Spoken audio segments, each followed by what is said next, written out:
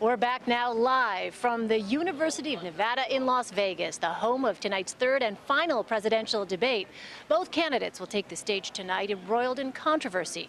Trump is facing multiple sexual assault allegations and is trailing Hillary Clinton in the polls.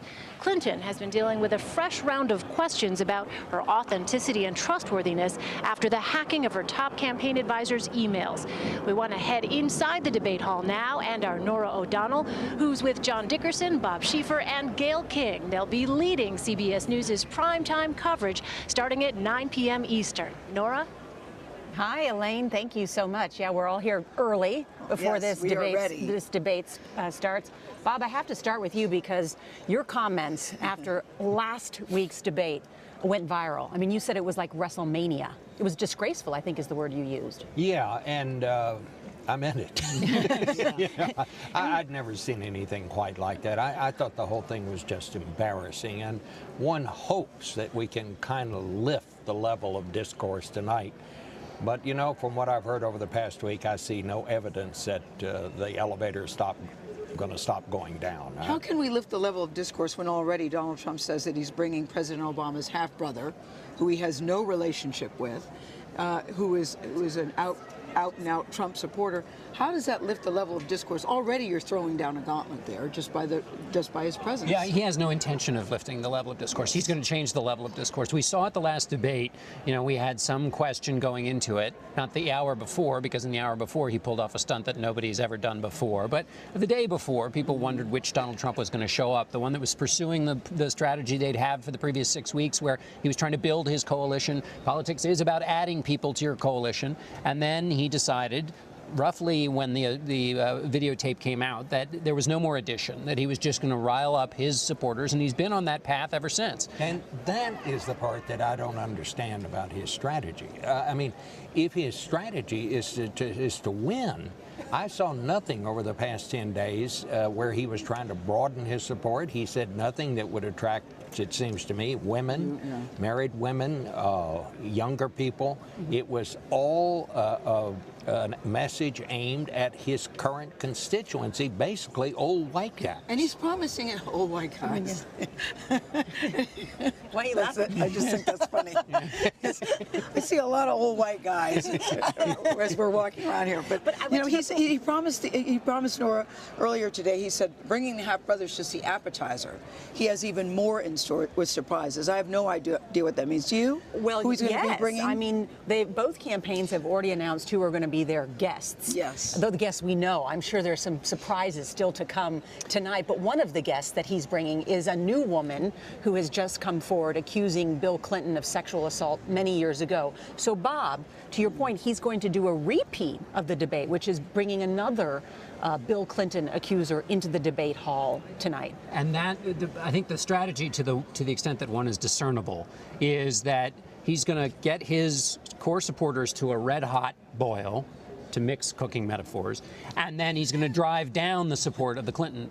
I mean, that's the only way this works, is that you so depress turnout for the other side that your core support becomes bigger. It's a 1,000-to-1 shot, but that's the only discernible strategy you could come to. But if you look at the empirical evidence, and what we have now is some polling evidence that doesn't appear to be working. Our last CBS News poll shows that he's lost 7 points among Republicans. Among men, white men, which is the base of the Republican Party, he was up 11. Now he's only up 2. And Hillary Clinton has a 19-point lead among women. So is he not trying to set up a strategy to win, or is he trying to set up some sort of a strategy to make an excuse for losing? Is that what's going on here? I mean, and if so, all this talk about these vast conspiracies, you know, I really felt good when they finally came out and said it's all the fault of the news media. Yeah. It's always our fault, you know? Always. But this is the first time that I can recall we've been in league or in some sort of conspiracy with the big international banks. Now, that's a first. But it's been interesting to hear him talking about elections being rigged. But Kellyanne Conway today, for the first time, said, no, she doesn't actually think the elections are rigged. So yeah. I thought that was an interesting departure from him. You know, what happens is they depart. Kellyanne Conway will say something. His running mate will say, well, no, when we say rigged, we're talking about the media. And then Donald Trump says, no, actually, we're saying the vote itself is rigged. And and that's But what's so isn't it more incendiary. important that in a number of these battleground states that will decide this election, Florida, Ohio, Pennsylvania, they're all run by Republican governors. Yes. Yes. And many of them have Republican secretaries of state who said, we don't expect the system to be rigged Yeah. on election day. They expect a fair vote. And that's what makes this so ridiculous. But the other part of it is, this is dangerous talk. The great strength of America is the way we have a peaceful transition of power. We elect people for a certain period of time. When their time is up, they leave, and the other person comes in. In so many countries, we don't have coups. We don't have people who refuse to leave office once their term is up. And when you start questioning the integrity of our vote and raising questions about the legitimacy of our elections, that's a real danger to America. It's a danger because of the violence that can come from the people who think they've been robbed of the vote, but it also is an act of intimidation to keep people from turning out. If I'm living in one of these, as Donald Trump called them, communities that are supposed to be watched by his supporters, and then when he names the communities, it's all African American communities that he names, that is an act basically of intimidation. We are here in Las Vegas, otherwise known as Sin City, and there's a phrase. Little irony there. Yeah, and there's a phrase, in poker they call it a heads-up match, when you play poker just against one other person, and that usually then comes down to some skill. We know what the debate topics are going to be tonight. They're immigration, debt and entitlements, the Supreme Court, foreign hotspots. And the best one, I think, tonight, fitness to be president. They're going to be doing push-ups. Fitness to be something. president. That's going to be interesting. This is going to be the case where what happens in Vegas is not going gonna to stay stay in in Vegas. Vegas. Yeah. It's going to spread I've been far thinking and that wide. all What about day. this? May we have the most substantive debate thus far? No. Yeah. I mean, Okay. short answer well, it is depends. no. Yeah. I mean, in part because Donald Trump has shown no interest or aptitude in the issues. I went back and reread the first two debates. I mean, he's an assertion candidate. Things will get better because I say so. There's no marshaling of evidence. There's no argumentation. That's because he doesn't need it. He has appealed and connected to the voters in a very, very strong way, but to his core. And if it is true, as it appears to be from the last week and a half, that his strategy is to stick with his core, then he doesn't need to have a campaign or a debate of substance. He could just assert it'll be better, I'll beat ISIS, the economy will grow, immigration will be stopped. That's not a debate. It's just a series of assertions.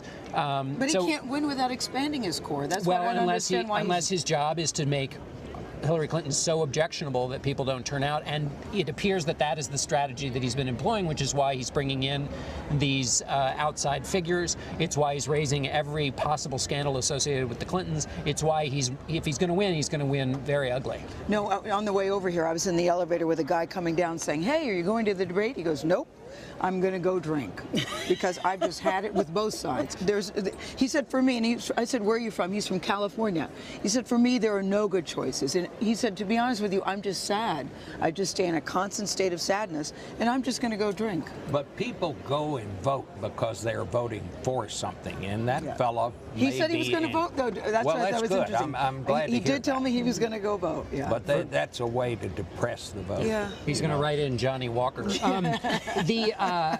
The thing I think Hillary Clinton will see from her tonight, back to your point, Nora, about substance is, and to Bob's point, is give people something to vote for. Yeah, she's done the defining Donald Trump, and he's done a pretty good job of that himself for the last 2 weeks. And he's embracing the full Donald Trump. And so she's going to try and make the case, here's what you should vote for. I suspect we'll hear some, I'll help the country come together kind of talk from her. So I think she's going to go right to what Bob's talking about. But up until this point, though, guys, doesn't it seem like a matter of voting against something as opposed to voting for someone? Yeah. And that's where we are, and that's what I think is so frightening for many people. And that is the time when people are going to vote against something. That's when not many people turn out to vote, and that's the danger. Maybe that's what Donald Trump is doing. I think it's fair to say the larger the turnout, the better the chances that Hillary Clinton is going to win. The smaller the turnout, I think that would be Donald Trump's best chance. Well, the hall is starting to fill up. Elaine, we're going to throw it back to you, but we'll just give you a sense of the room. We've seen Wayne Newton, of course, the famous Las Vegas Republican and entertainer, is here. Mike Pence. Saw Mike Pence come in with a small army of people, heading to his seat with his wife. So it's starting to fill up, but Elaine, we'll toss it back to you. And we saw our friend Jerry Insorello and his daughter Helena. They're here too. All right. Nora, thanks to you and your panel. I appreciate that look inside the debate hall.